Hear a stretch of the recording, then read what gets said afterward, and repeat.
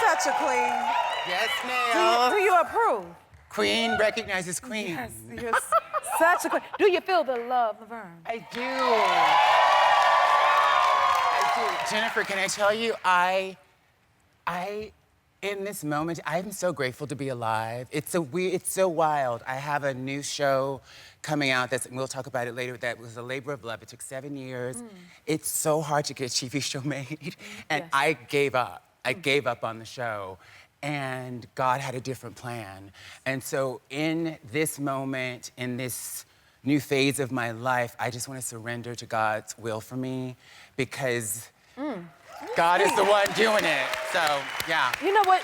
I always find as soon as we're ready to give up, that's when the new beginning starts. Amen. You know what I mean? Amen. So I'm glad you did not give up, you know? Because it's going to was- bless so many people. It was Brent Miller and Norman Lear, but we'll talk. Come We'll on, talk. that's what we're here to do. And I haven't seen you since the GLAAD Awards last year. Yes. Oh my God, that was such a beautiful moment. Congratulations again. Thank you. What an honor. Thank you.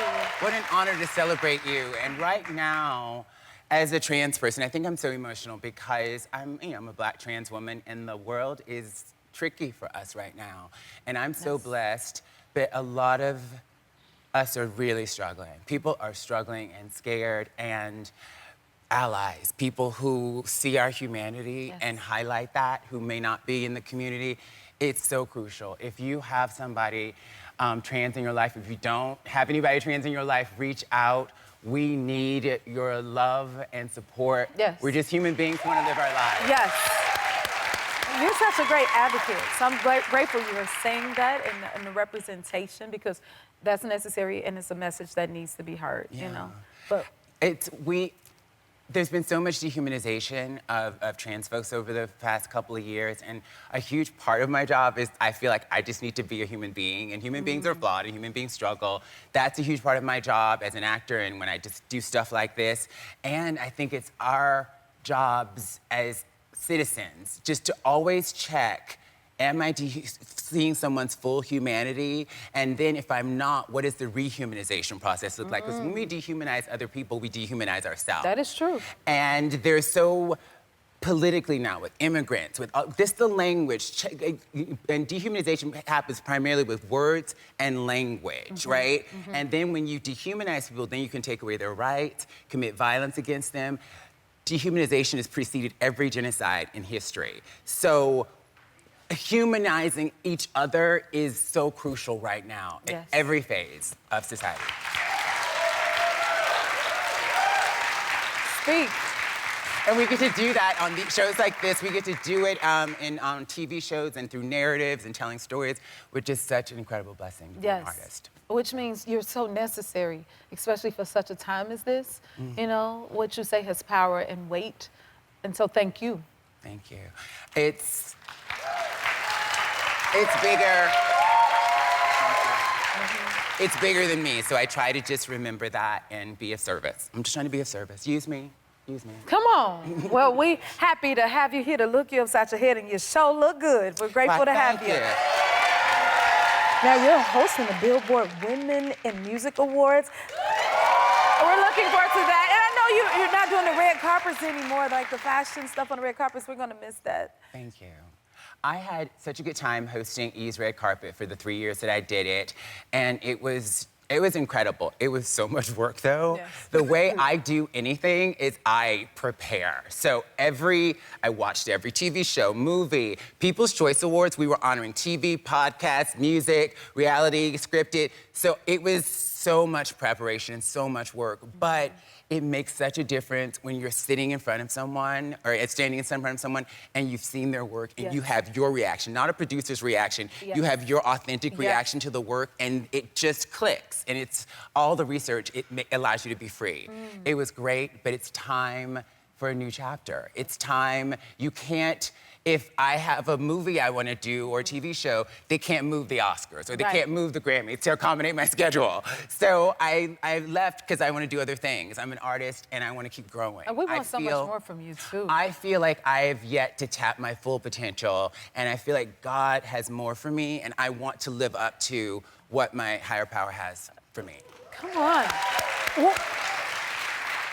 What are some of those things that I want to do more theater. I want to do Broadway. I want to continue to do more films, more TV shows, and really be challenged as an artist. I've always thought of myself as a character actor, and I feel like we just have not just tapped just a little bit of what I can do as an actor, and I'm just ready to show myself and the world the depth of the talent. My acting coach is very encouraging. She's like, there's so much more in there that they haven't seen yet, and I believe that. And so I'm just looking forward to being challenged and living up to my potential. Yes, it's my so full much potential. in there. Well, now this is an actress to actress question.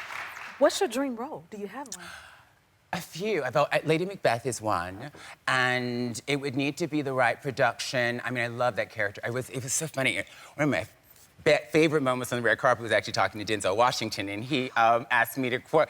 I asked him about a specific moment, that tomorrow speech that many of us had to memorize in high school.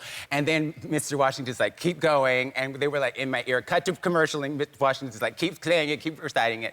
And it was a great moment. And I love Macbeth, but her big speech, they cut out of the movie. And I was like watching, I was like, did I miss something? And I rewound. I love Lady Macbeth, and I love complicated characters like that. So she's a dream, and I really am looking forward to just transforming and doing, because I love glamour, and I'm blessed that I'm not just an actress, that I can go and host something or speak or do all the things I get to do. But sometimes people just think of me, Laverne, and think of glamour. It's not, no. There's so much dark, and I'm looking forward to transforming and just really playing dark, fun characters for this movie I did called Uglies. That's available on Netflix right now. I got to play this villainous character in this sci-fi world, and I love this sci-fi genre and just action stuff. There's just a lot of stuff I want to do, and I'm ready. So it's about the vision of the casting people. There's a show idea I want to produce. There's just a lot. There's a lot I want to do. I want to see it all. Don't we want to hear more from the boys? I'm so intrigued by all of this. Now, you spoke of fashion a little earlier. You are a fashion girl, for sure. You have an archive of your vintage collections. Tell me about this. So I started collecting vintage Mugler, 8 years ago. I've been obsessed with Mugler for 30 years. I just started collecting, and I just started going to finding auctions, and so the collection has grown. It's mostly Mugler. Oh yeah, this is my archive room. Very good. That's so good. So I rented an apartment across the hall from mine in New York. It's a studio apartment, and so and I love dressing mannequins. Dressing mannequins is one of the great joys of my life. I'm obsessed. And it's when I go into the archive room, I love dressing the mannequins, but I love just sitting there and admiring the work as art. There's so many brilliant designers like Mugler, McQueen, Galliano, my holy trinity. Mugler, McQueen, Galliano, who are artists. And it's wonderful to be able to, I had these clothes and they were in storage, and then I put them on a mannequin one day. I was like, oh man, these clothes I should be enjoying these as works of art. Yes. And that's what I get to do. Oh, well, can I stop by and enjoy it some too? And if you don't mind me borrowing a piece or two, I promise I will return it in its original form. But those pieces are so good, but you just inspired me, okay? Oh, I'm glad.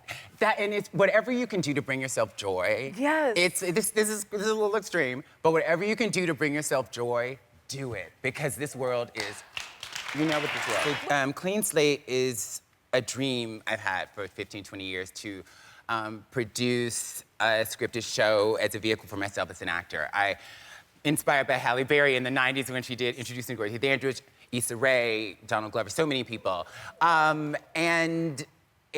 So Dan Ewing came to me and my manager Paul 7 years ago with this idea. He's written for George Wallace, jokes for George Wallace for 15, 20 years. Had this idea for a father-daughter comedy, and a 45-minute meeting turned into 4 hours. He was so inspired, went and wrote the pilot script in 4 days. We got a meeting with Norman Lear, the great Norman Lear. Wow. May he rest in peace. And met with Norman and his amazing partner, Brent Miller. And Norman said, after about an hour, he was 96 years old at the time, he said, I've learned more about life that I should have known, but didn't know in this past hour. And I would love to partner with you on this. And we went out and pitched the show with Norman Lear. Wow. And we got so many no's, even with Norman Lear. And we were in development somewhere for a year, fell out of development there. That is amazing. And through the tenacity of Brent Miller, we ended up at Prime. We shot this in spring of 2023. The writer's strike happened while we were shooting. And it just feels like a miracle. And I honestly given up. I had been pitching so many shows. And about 5 years ago, I was like, they're not buying trans stories. They don't want to tell our stories. I need to pivot. And I gave up. And then we found out on Norman's 100th birthday that we were picked up by Amazon Prime. And now the show is premiering. Now the show is streaming on Prime, and it's basically a comedy about a woman who left her hometown of Mobile, Alabama. I'm from Mobile, Alabama. She left when she was 17 because she was being bullied and she didn't think she would survive. Left, went to New York, and 23 years later, she realizes that she continues to choose unavailable men in her life, so she has to go back to the source of the first unavailable man in her life, her father, played by the legendary George Wallace. And it's about me reconnecting with my dad after 23 years, us moving in together, figuring out the intergenerational stuff. And ultimately, it's a show about a father's unconditional love for his daughter, and it's a show about family. The families we choose and the families we're born into. So necessary. Yeah. And it covers a lot of elements of your life. It's a scene of you learning how to drive. Do you drive? I do not drive, Jennifer. I have had my learner's permit twice. So it was 2019, and it was the last week of June. It was Pride. It was the 50th anniversary of Stonewall, so I was booked and busy that week. And so I get to New York that Sunday. My boyfriend at the time, that Monday, meets with me and breaks up with me that Monday night.